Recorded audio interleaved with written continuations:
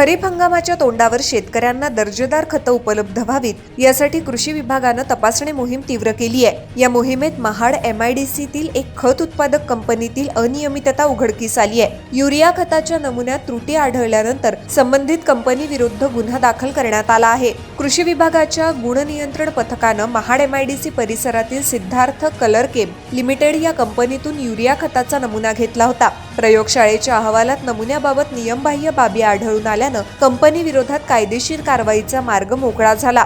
या प्रकरणी कृषी अधिकारी महाड सूरजकुमार संपतराव लांडगे यांच्या फिर्यादीवरून शुक्रवारी MIDC महाड पोलीस ठाण्यात गुन्हा दाखल करण्यात आला। कंपनीवर अत्यावश्यक वस्तू अधिनियमन 1955 आणि खत नियंत्रण आदेश 1985 अंतर्गत कारवाई करण्यात आली आहे।